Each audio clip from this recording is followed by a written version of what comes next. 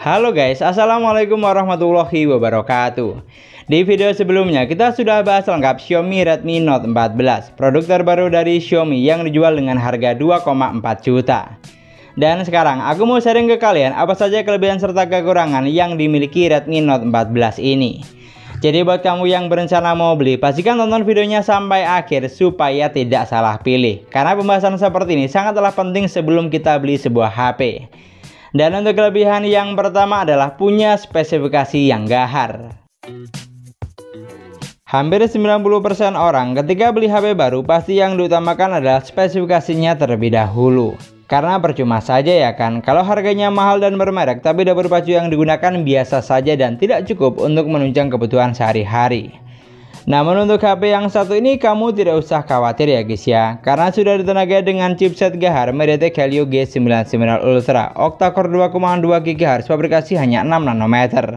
Dimana saat dilakukan pengujian menggunakan Geekbench 6, skor yang dihasilkan ada di angka 732 dan 1967 poin untuk multicore-nya. Sementara untuk AnTuTu Benchmark, skor yang dihasilkan tembus di angka 440 ribuan, sudah sangat tinggi untuk HP kelas harga 2 jutaan. Jadi bisa dipastikan untuk urusan dapur pacu, apa yang ditawarkan HP ini tidak kentang sama sekali. Lalu untuk kelebihan yang kedua adalah performanya bisa diandalkan. Karena ditenagai dengan dapur pacu yang gahar, jadi untuk urusan performa kamu tidak usah khawatir. Karena HP ini sudah sangat bisa diandalkan untuk kelas harganya. Digunakan buat main game Mobile Legends. Dari apa yang saya rasakan, game yang satu ini sudah mampu dilibas habis, bahkan performanya sangat playable. Saya coba lebih dari 3 kali permainan, gameplaynya juga masih lancar jaya, tidak ada kendala yang berarti. Lalu digunakan buat main PUBG Mobile, HP ini juga sudah mampu menjalankan game dengan lancar, tidak ada delay yang mengganggu selama didukung dengan jaringan bagus. Untuk giroskopnya kamu tidak usah khawatir, karena di HP ini juga sudah berjalan dengan baik dan responsif, berkat sudah menggunakan hardware gyro, jadi bikin pengalaman saat gameplaynya sangat menyenangkan. Pokoknya untuk urusan performa kamu tidak usah khawatir ya guys ya. Buat kebutuhan kasual lancar jaya, diajak untuk gaming juga bisa banget, tidak mengecewakan untuk segmen harganya. Lanjut untuk kelebihan yang ketiga adalah kualitas layarnya bagus. Di sini untuk urusan layar merupakan poin yang juga sangat penting ya guys ya. Karena percuma saja ya kan kalau spesifikasinya sudah gahar tapi layarnya burik atau kurang nyaman untuk digunakan. Dan untuk Redmi Note 14 ini sudah menggunakan panel layar AMOLED dengan resolusi Full HD plus 1080x2400 pixel. Refresh rate-nya bisa sampai 120 Hz dengan tingkat kecerahan ada di angka 1200 nit. Jadi kalau secara kualitas saya rasa sih tidak usah diragukan lagi lah ya, karena spesifikasi layar yang digunakan sudah oke banget di kelasnya. Warna yang dihasilkan sudah pasti bagus, terlihat jelas serta tajam dengan karakter warna yang juga pop-up ciri khas panel AMOLED. Dari apa yang saya rasakan, layarnya ini juga sangat nyaman untuk digunakan berbagai kebutuhan. Karena selain warnanya bagus, untuk sentuhannya juga terasa sangat responsif. Dan masih belum cukup sampai di situ, untuk layarnya ini juga punya beberapa kelebihan lainnya ya guys ya. Seperti sensor sidik jari sudah ada di dalam layar atau finger in display seperti ini, sehingga mempermudah saat penggunaan. Lalu untuk audio atau always on display di HP ini juga sudah ada, walaupun hanya bisa aktif selama 10 detik. Dan untuk proteksinya sudah menggunakan Corning Gorilla Glass 5, jadi makin menarik tentunya. Selain kualitasnya bagus, untuk proteksi yang digunakan juga tidak kaleng-kaleng sama sekali.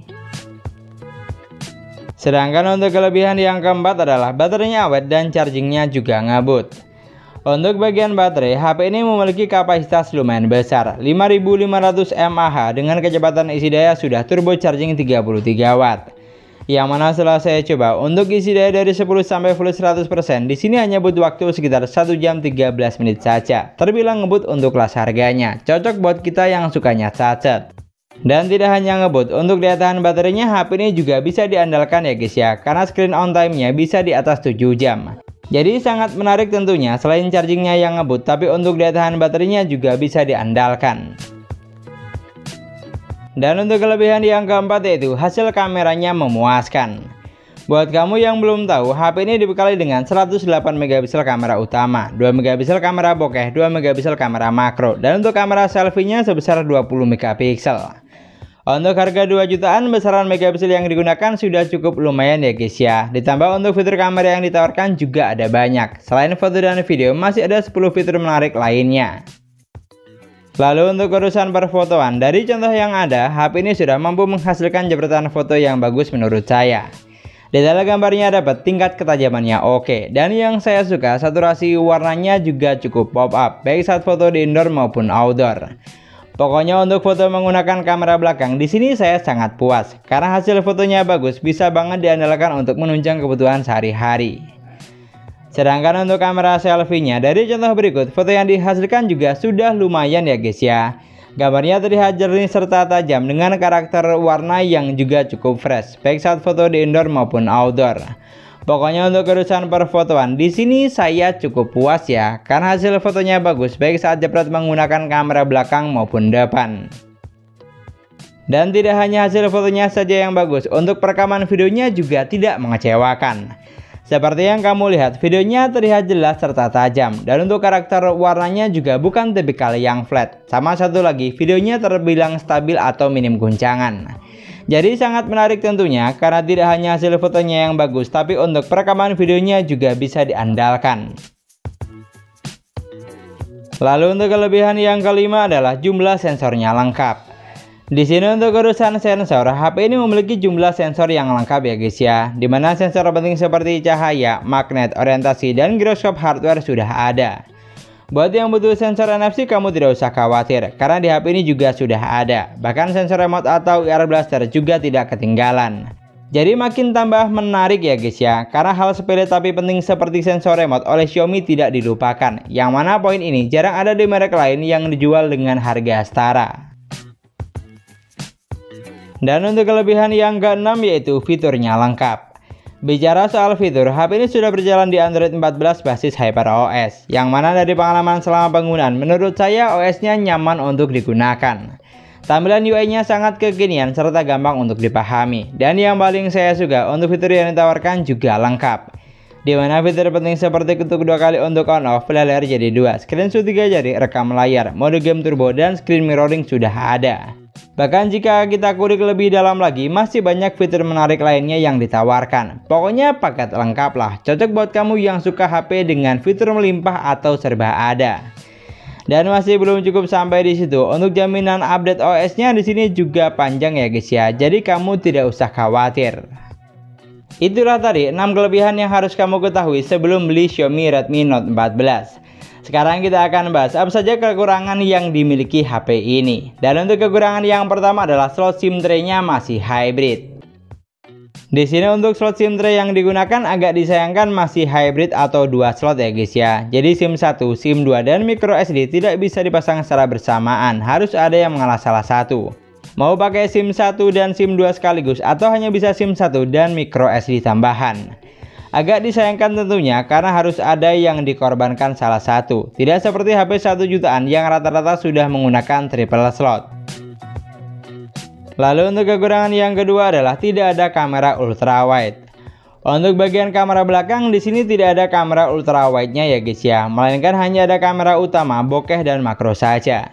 Memang sih, untuk poin ini bukan merupakan kekurangan yang begitu fatal menurut saya, karena baliknya tergantung kebutuhan. Tapi akan lebih paket lengkap lagi kalau sudah include kamera ultrawide. Mengingat untuk urusan foto, HP ini sudah cukup bisa diandalkan menurut saya.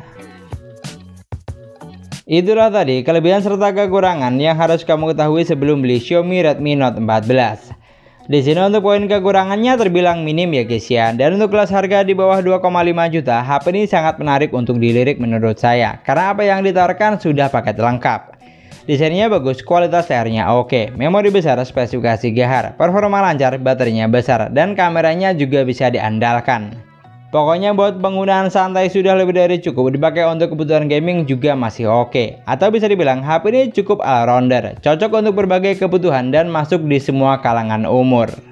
Oh iya, di sini kalau misalnya kamu punya pendapat atau poin tambahan yang lain, kamu juga bisa banget tulis di kolom komentar. Dan sekian dulu pembahasan kita kali ini. Semoga videonya bermanfaat, gampang untuk dipahami. Jangan lupa like dan komen. Kita ketemu lagi di video selanjutnya. Wassalamualaikum warahmatullahi wabarakatuh.